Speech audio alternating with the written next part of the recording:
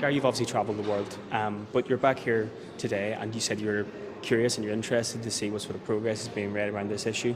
But sitting around that table today, does it once again hit home the potential and the talent that Northern Ireland has? Yeah, of course.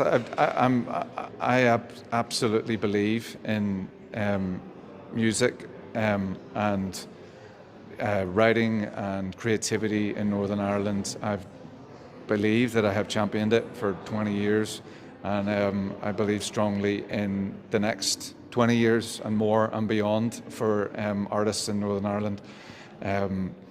It's just, we got to number one there recently, and that was our first number one in 18 years. It was also the first Northern Irish band to be number one in 18 years.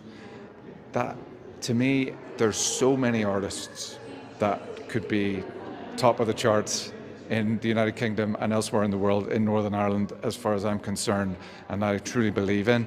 Why are there not more? I see a little bit of sadness in that number one for us, which is, why is it taking so long for a Northern Irish band or Northern Irish artist to get to the top of the charts, to get in the charts? Of course, there's been some success with Two Door Cinema Club and Soak and Foy Vance and incredible artists like that.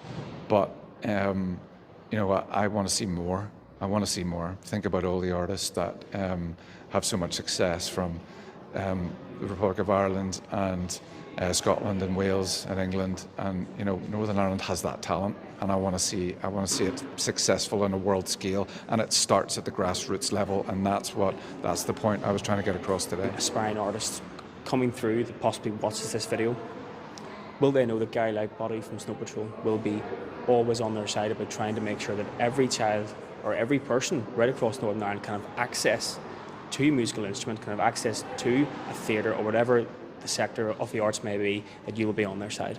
Absolutely, yeah. I'm going to do everything I can for while there's breath in my lungs.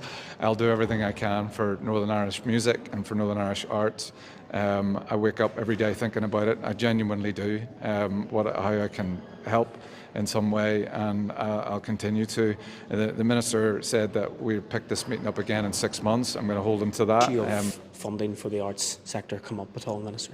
Yeah, absolutely. It was one of the core issues. The budget has fallen over the last number of years because of all of the additional pressures that are on. The case that I want to make is that this is actually an investment, that we should be wanting to give more money to the arts as an investment, because there is such a return. There's a return in terms of our creativity, there's a human return, but there's also an economic return as well, and that shouldn't be missed.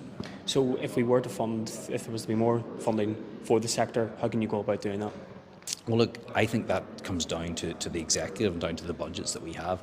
I've already been in a position this year where I've been able to get additional money for the arts. I want to see that continue, because I think it will have a real return. Again, I keep using this word investment because that's what it is. Whenever you invest in the arts, you get benefits back. You get benefits in terms of that creativity, which is going to be so important in the economy in this century. Investment in terms of the outcomes for people as well. So this is something I want to see develop and progress.